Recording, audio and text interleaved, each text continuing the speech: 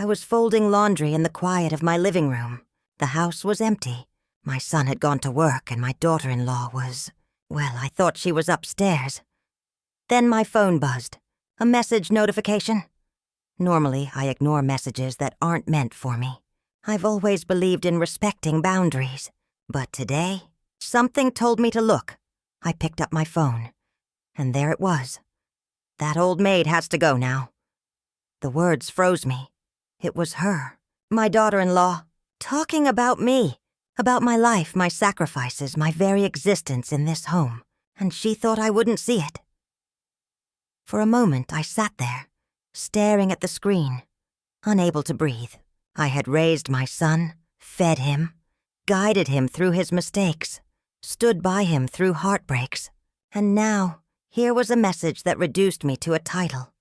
That old maid. I remembered the early days after my son married. I welcomed her with open arms, cooking her favorite meals, making her feel at home. I thought we were building a family together. But over time, the smiles faded. The polite nods turned into cold glances. I became invisible in my own home. The living room I once tidied with joy now felt like a battlefield, each corner whispering judgment. I couldn't let it go. Couldn't pretend I didn't see. I remembered the words my mother once told me. Those who underestimate you will always show their true colors, and when they do, be ready. A plan began to form in my mind. I didn't want confrontation. I wanted revelation, a lesson she would never forget. Because sometimes the ones who think they are untouchable are the most vulnerable. I kept my distance, pretending to be busy with chores. But my eyes watched her. Every movement, every glance, every sigh. She thought she was clever. But even clever people slip up when they believe no one is watching. I noticed the small things first. The way she rolled her eyes when I entered the room. The whispering calls she quickly ended when I came nearby. The subtle tension when my son mentioned spending time with me. She didn't realize I had been observing for weeks, months, maybe even years. Every rude comment, every condescending word, every slight. I stored them all. They weren't forgotten. They were waiting. I remembered my son's childhood laughter, the times we baked cookies together, the quiet nights we spent talking about dreams. I thought those days would stay forever, but life has a way of testing patience. That message, it was a spark, a challenge. And I am not one to walk away from challenges. I started small, observing, listening, gathering information. Who did she trust? Who supported her? What were her weaknesses? Every tiny detail became a piece of a puzzle. And as I watched, I realized something crucial. She underestimated me. She believed my age, my quiet nature, my patience meant weakness. But patience is not weakness. It's power. Quiet is not ignorance. It's awareness. And with awareness comes strategy. I whispered to myself, almost like a promise. You think I don't see. You think I don't know. But I do. And soon, you will understand. I waited until the house was quiet. My son was out. The daughter-in-law had gone upstairs to relax. Perfect timing. I picked up the envelope I had been keeping in my drawer for months. Documents, old letters, small mementos from years of family life. Things she had no idea I valued. Things that proved my presence in this house wasn't temporary. I placed a few of them carefully on the coffee table, where she would see them first thing in the morning. Nothing overt, nothing aggressive, just reminders. I remembered the first time I brought this house to life. Painting walls, planting flowers, setting the table with care. Each small act, unnoticed by some, was the foundation of this family. Morning came. She walked in, humming softly, expecting the usual. But her eyes caught the envelope. Her fingers trembled slightly as she picked it up. She opened it and froze. Inside were letters, photographs, small tokens of love and sacrifice she had never acknowledged. And then, at the bottom, a note in my handwriting. I see everything, and I remember everything. Don't forget that. Her face paled. I watched quietly from the kitchen doorway, pretending to be absorbed in washing dishes. I didn't speak. I didn't rush to explain.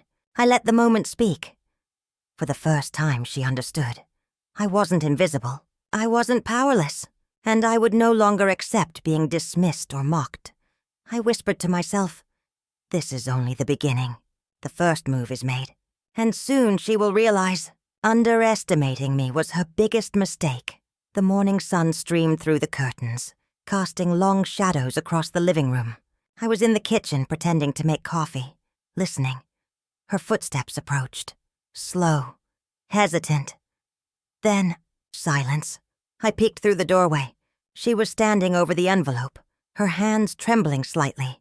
She picked up the letters again, scanning each one with disbelief. Her eyes darted to the photographs, old family pictures, moments she had never witnessed, laughter frozen in time, and then the note at the bottom. "I see everything, and I remember everything. Don't forget that." Her lips parted as if she wanted to speak, but no words came. I could see her mind working, unraveling.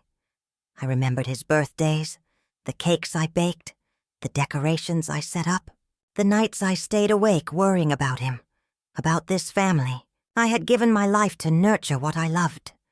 She finally whispered, almost to herself, How did she?" I stepped into the room, slowly, deliberately, keeping my voice calm. "You underestimate people who seem quiet," I said. "You forget that patience is not weakness, and silence is not ignorance." Her eyes widened, her face flushed. I didn't mean," she stammered. But I didn't let her finish. I simply watched. I realized then that the first seed of doubt had been planted. The power dynamic had shifted, if only slightly, and that was enough for now. Sometimes confrontation doesn't need shouting. Sometimes it's the quiet moments that speak the loudest, and she is beginning to hear me. The house was quiet again. My son had gone out and she was upstairs, pacing. I could hear the faint murmur of her voice, as if rehearsing excuses, as if trying to convince herself she had done nothing wrong. I smiled quietly to myself. She didn't realize that every step she took, every sigh she exhaled, only confirmed what I already knew. She underestimated me. I remembered my own mother, wise and strong, teaching me how to see people clearly. "Observe first," she said. "Patience is the greatest weapon. And when the time comes, act with precision." That lesson had stayed with me for decades, and now it was time to use it. I started small, subtle reminders of my presence, tiny adjustments around the house, little things that forced her to acknowledge me without confrontation. A misplaced book that I accidentally moved back, a favorite teacup placed where she couldn't miss it, notes left in places she would see. But that wouldn't make her defensive. Every action was calculated, every movement intentional. I wasn't just responding. I was shaping the environment. I was showing her, quietly, that I had control, that respect wasn't given. It was earned, and I intended to earn it. Let her think she has the upper hand. Let her believe she's clever. Every misstep she makes now, every slip, will work to my advantage. Patience, observation, strategy. That is my power. The house was unusually quiet.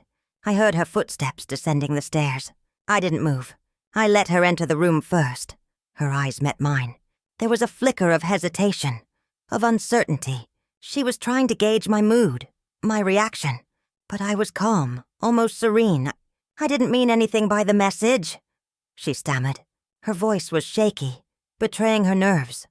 I smiled gently, but the smile didn't reach my eyes. It was a mask of control. "Did you?" I asked softly, letting each word hang in the air. "Because the message said otherwise." Her face paled. She opened her mouth to argue, but I held up a finger. "No need to speak yet," I said. "Actions speak louder than words. And right now, you need to see the consequences of underestimating someone you think is powerless." I remembered the years spent raising my son, the nights I stayed awake, the meals prepared, the tears wiped away, all unnoticed, all taken for granted. She swallowed hard. I could see the guilt forming, the panic rising. I didn't need to shout. I didn't need to raise my voice. The quiet control was far more powerful. This house, I said slowly, was built on care, love, and effort, not on ignorance or disrespect, and I will not let it be forgotten. She nodded almost imperceptibly, but I could see the lesson sinking in. The first confrontation was not a battle of words. It was a battle of realization. The first confrontation is always the hardest, I whispered to myself. It sets the tone. It shows them that patience has limits, and that silence is not submission. The real game has just begun. The house had a strange stillness. Every creak of the floorboards, every shadow cast by the fading light seemed louder than usual. I was seated in my favorite chair, calm, composed, but my mind was working, planning the next step. She entered the room hesitantly. Her previous confidence was gone. She glanced around, noting small changes she hadn't noticed before. A picture frame slightly tilted, a note subtly placed, small signs that she was no longer in control. Her eyes widened as she finally understood. I was orchestrating this. Every subtle action, every silent observation, every calculated move, it had all been part of a plan. How did you—" she whispered, voice barely audible. I leaned forward slightly, calm but commanding. Patience, I said softly. Observation, awareness, strategy. Things you forgot exist in a person you thought was powerless. I remembered the birthdays, the sleepless nights, the meals prepared with care, the comforting words when my son struggled. All of it, the foundation of my family life. She had ignored it, belittled it, but now the realization was unavoidable. I reached over and moved the envelope from the coffee table, opening it to show her the photos, the letters, the proof of years she had ignored. This house, this family, this life, it's not yours to manipulate, and I am not invisible. You may have thought otherwise, but the truth cannot be hidden forever. Her face flushed with embarrassment, guilt, and shock. She realized fully that she had miscalculated. The old maid she had mocked was the one quietly controlling the narrative, orchestrating the environment, shaping the household without anyone noticing, until now. The turning point is always subtle, I thought. It is the moment when control shifts, when the underestimated shows strength without rage, when patience becomes power. And now, she knows. I moved quietly, preparing breakfast. Every plate, every cup, every small gesture was deliberate. Nothing seemed unusual to the untrained eye. But she noticed. She entered the kitchen, expecting her usual morning routine. Her eyes immediately fell on the teacup I had subtly placed in front of her chair, the small note tucked beneath. Respect is earned, not assumed. Her hands froze mid-motion. She glanced around, realizing that these little reminders weren't random. They were calculated, strategic, designed to make her reflect without confrontation. Confusion, guilt, and a hint of fear flickered across her face. She tried to laugh it off, but her smile didn't reach her eyes. Every small action I took now reminded her of her misjudgment. I remembered the countless nights spent worrying, the small acts of love that had gone unnoticed, folding laundry with care, preparing meals she never thanked me for, soothing my son after heartbreaks. Each act now became a silent weapon of influence, a subtle reminder that I mattered more than she realized. I continued with my day, each gesture precise.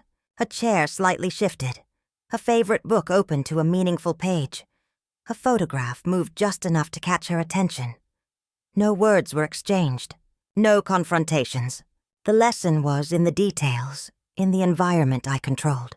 She was learning, slowly, painfully, that underestimating me had consequences. Revenge doesn't always roar, I thought. Sometimes it whispers, it lingers, it reminds. And the most powerful lesson is the one they see every day, but cannot yet confront.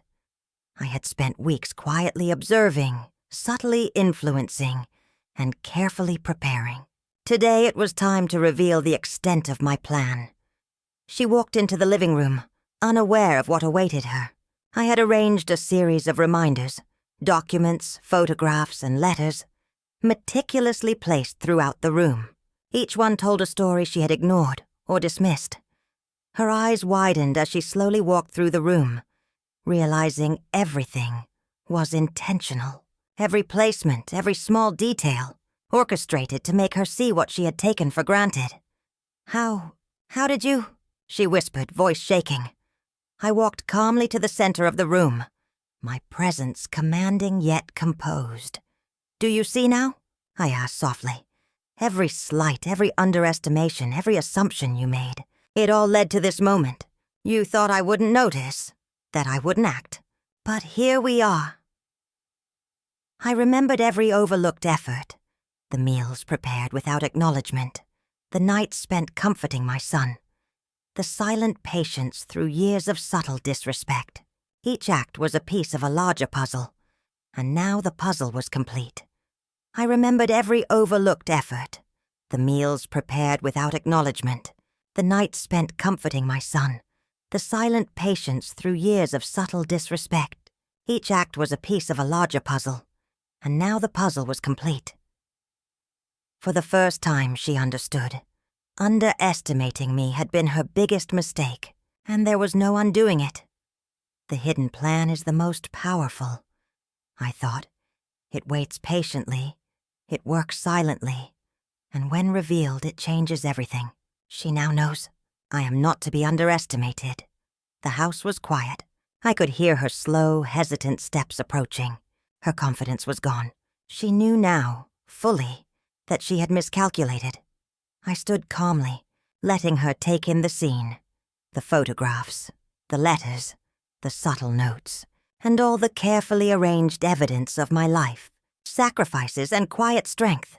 She opened her mouth, but no words came. For the first time, she realized that some lessons could not be ignored, argued against, or deflected. They could only be accepted.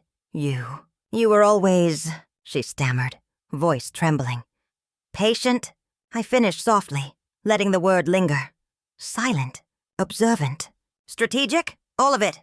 And every action you took against me, every underestimation, only strengthened my resolve." I remembered every moment, the quiet nights, the careful guidance, the unacknowledged efforts. Each one had built a foundation she tried to tear down. But I had held strong. I stepped closer, but gently. "Respect," I said slowly, "isn't demanded, it's earned. And you will not forget this lesson. Not today, not tomorrow, and not ever."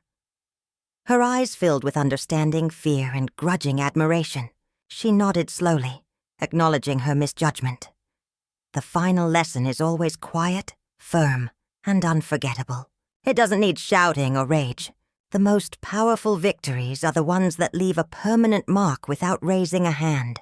She knows now, and that is enough.